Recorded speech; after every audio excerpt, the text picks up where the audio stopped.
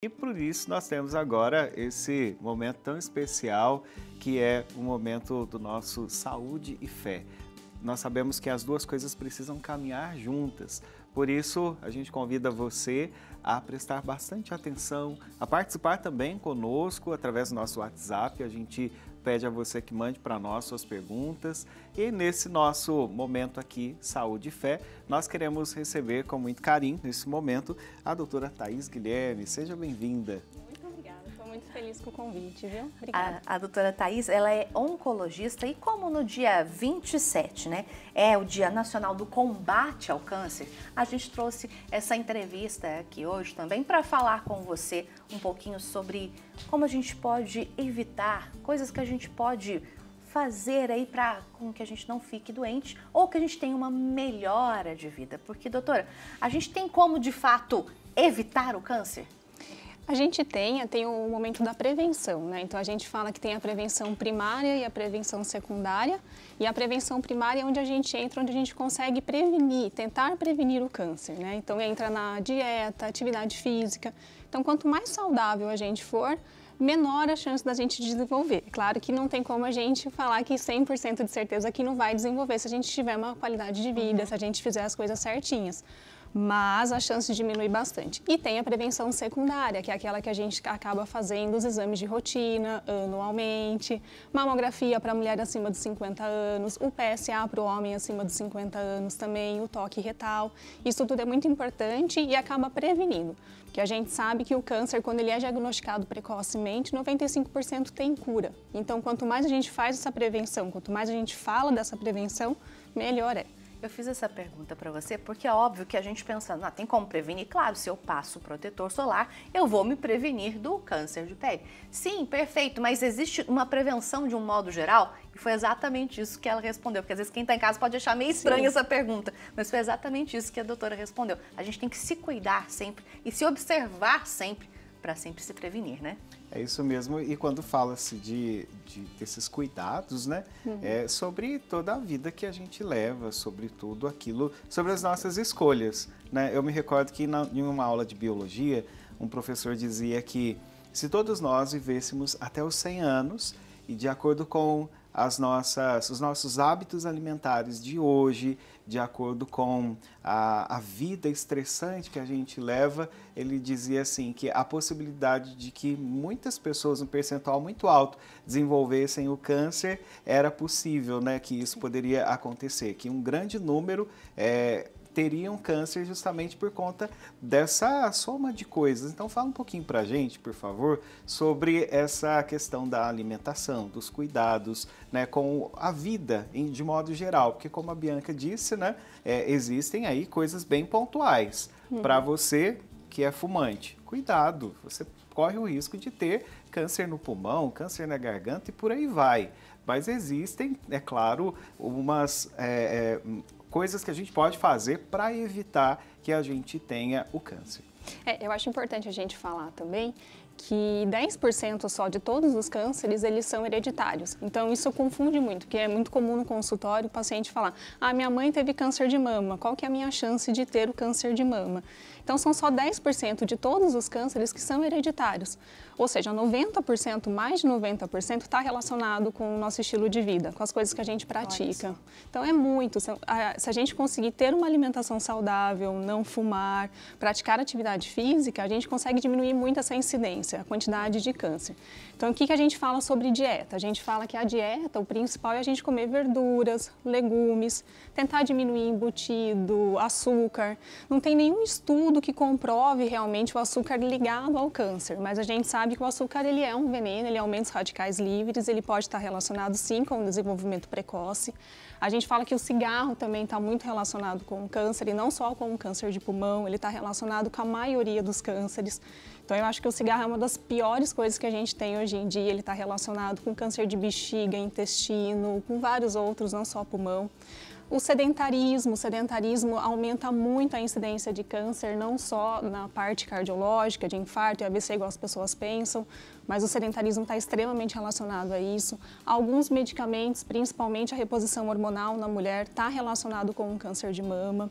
Claro que tem mulheres que elas precisam fazer essa reposição hormonal, então vai sempre com o médico ginecologista para poder orientar melhor, mas a gente sabe que o uso desenfreado dos hormônios também está relacionado com isso, e alguns tipos de vírus também, por exemplo, que aí também a gente não consegue evitar. O vírus da hepatite B, da hepatite C, do HIV também podem estar um pouquinho relacionados a isso. Tá, doutora Thaís, é o seguinte, a gente aqui diariamente convive com as palavras metástases, mioma, o câncer aparece muito aqui nos pedidos de orações. Então, em poucas palavras, o que é o câncer?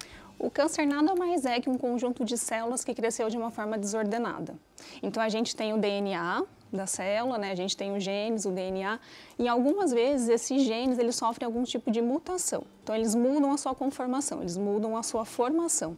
E nessa mudança da formação, a gente pode ter o quê? Um crescimento da célula de uma forma irregular. E essa célula ela começa a crescer, ela se multiplica e essa célula cria uma agressividade e ela pode se alojar em outro órgão ou ela pode ficar só ali no local, que é quando a gente tem um carcinoma in situ, um carcinoma que está no início do seu desenvolvimento.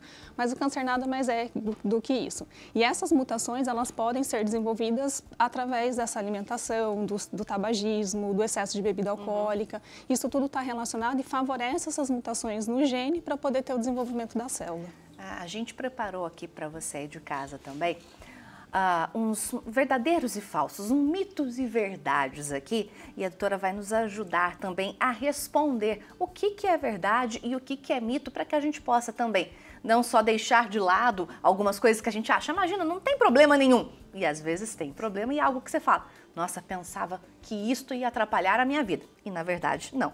Então vamos juntos acompanhar aí para a gente ver também o que a gente pode ou não fazer. Primeiro mito ou verdade que a gente vai ver aqui, né? Qualquer pessoa, em qualquer idade, corre o risco de desenvolver câncer. Essa afirmação, doutora, ela é verdadeira ou ela é falsa? Ela é verdadeira. Mas, na verdade, o que a gente sabe? Que com a idade avançada, a incidência de câncer aumenta. Mas na população jovem, nas crianças, também tem esse risco. São cânceres diferentes dos adultos. Então, a gente sabe que a leucemia, o linfoma, esses cânceres hematológicos, eles estão mais relacionados com os pacientes jovens. E os cânceres de intestino, de bexiga, de pulmão, cabeça e pescoço, eles estão relacionados mais com os mais velhos, conforme vai passando a idade. Mas você pode desenvolver câncer, infelizmente, em qualquer fase da vida. Etapa da vida. Sim. Então é necessário cuidado em todas as faixas etárias da vida. Sim. Você, papai e mamãe, cuide aí dos seus filhos, criança, adolescente, jovem. E você também, que está aí, já é adulto, idoso, é preciso se cuidar sempre. Vamos para o próximo card, vamos ver aqui mais um mito ou verdade. Vamos ver se é verdadeiro ou falso esta afirmação. Vamos lá? Todo tumor, ele é câncer, doutora? Não, isso é mito, é mito. O tumor nada mais é que um nódulo, né? E o nódulo ele pode ser benigno ou maligno. O câncer em si ele é sempre maligno. Isso é uma pergunta que acontece sempre no consultório. Doutor, é maligno ou benigno, né? Mas se você já tem o diagnóstico de câncer, ele é sempre maligno. Mas o tumor em si, que é um nódulo, ele pode ser benigno ou ele pode ser maligno. Mas nem todo tumor é maligno. E a gente só consegue descobrir isto por meio de exames? Através dos exames, porque nós temos os exames específicos para poder ver as características desse nódulo. Então, a gente sabe que o nódulo maligno, ele tem algumas características que são específicas dele. Ele tem um formato diferente, ele pode ter algumas calcificações. Já o benigno, não. Por exemplo, o mioma. O mioma ele é um tumor benigno, ele é um nódulo, mas ele não vira um câncer igual também as pessoas acreditam. É isso aí. Não se desespere, então, se você, por acaso, notar algum nódulo aí no seu corpo. E a gente continua, que está muito interessante, né, Bianca? Muito interessante. Tem mais uma afirmação aí para a gente ver se é mito ou verdade. Usar muito o celular ou ficar perto de micro-ondas aumenta o risco de desenvolver câncer, doutora? É mito ou é verdade? Isso é mito e é um mito muito antigo. Na verdade, isso eu escuto muito ainda e tem muita gente que acredita nisso. Tem gente até que não usa o micro-ondas por conta do medo de desenvolver o câncer, da radiação. E antigamente se tinha, quando lançou o celular, quando lançou o micro-ondas, se tinha essa ideia porque eles emitem realmente uma radiação. Mas aí, através dos estudos, foi visto que essa radiação é mínima e aí não tem nenhuma comprovação que está relacionado com o câncer ou qualquer outra coisa. Então, é um mito e é um mito muito, muito comentado e ainda as pessoas acreditam. Aliás, inclusive, a gente estava conversando aqui antes, a minha avó, ela não usa o micro-ondas, a minha avó Vera, ela não usa o micro-ondas com medo também, ela nem tem na casa dela. Não, e é um mito, imagina, ele libera uma radiação, mas não tem nada relacionado com o câncer. É verdade, tem gente que não dorme perto do celular, né? Sim, deixa o celular lá longe porque tem esse medo, né? Justamente por conta dessa emissão de radiação. Ah, como que eu vou dormir perto, né? Passar ali 8 horas perto desse aparelho, então é mito, minha gente. E a gente segue aqui com o nosso verdadeiro ou falso e vamos para a próxima pergunta, para a próxima questão. Vamos lá, mais uma afirmação surgindo aí. Tomar refrigerante diariamente eleva o risco de câncer? No mínimo, eu acredito que eleva o risco de diabetes, de alguma outra doença, né? Mas e o câncer? Isso é verdade, ele aumenta assim a incidência de câncer. O refrigerante ele é um veneno, na verdade, ele é gostoso, todo mundo gosta de tomar um refrigerante, principalmente nesse calor que tá, mas ele é um veneno, ele aumenta a incidência de câncer, principalmente no câncer de fígado. Eu acredito que aí que uns 70% até ele pode estar relacionado se você beber diariamente, pelas composições, pelo sódio, ele é muito rico em sódio, em açúcar e ele está relacionado sim, ele aumenta a incidência. E no câncer de intestino também, não só no câncer de fígado. Olha só. Então, e esse refrigerante, você disse de tomado diariamente, mas existe assim uma quantidade, né? Uma pessoa que toma esporadicamente é só no diferente final de semana, daquela pessoa que domingo, toma assim. todo dia, né? Então, esporadicamente não tem problema, né? Eu costumo dizer que tudo que é em excesso é ruim e tudo que é moderado, controlado, não tem problema nenhum. Então, a gente não precisa ser muito rigoroso com as coisas. De vez em quando não tem problema nenhum, mas a gente sabe que tem gente que bebe todo dia refrigerante no almoço, no jantar, à tarde. E muito, né? E muito. E isso aumenta realmente a incidência. E aproveitando o assunto também, sobre o suco de caixinha, né? Tudo que já vem preparado, vem pronto, industrializado, né? Realmente oferecem riscos tanto quanto os refrigerantes. É claro que o melhor é sempre o natural, feito na hora, mas sobre essa comparação entre o refrigerante e o suco de caixinha, existe também esses mesmos riscos? Existe. Só estava trocando refrigerante pelo suco de caixinha, né? Na verdade, eu acho até que o suco de caixinha às vezes é pior do que o refrigerante, para ser sincera. Ele tem muito corante e esse corante está muito relacionado com o câncer de bexiga, principalmente.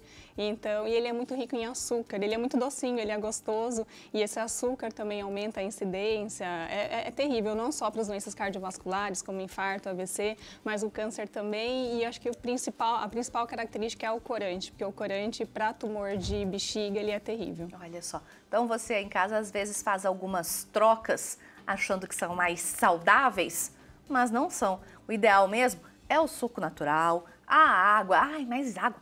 Toma água com gás, porque ela não faz mal nenhum. Fiquei até com medo de olhar para ela que ela falar que faz. Assim. Não, olhei assim de lá, ela não faz mal nenhum e ainda é com gás. Você pode colocar um limãozinho, por exemplo, junto, aí já fica quase que um refrigerante. Perfeito. Quase que um refrigerante. Bom, vamos para mais uma afirmação aí para a gente saber se é mito ou verdade. Vamos ver agora.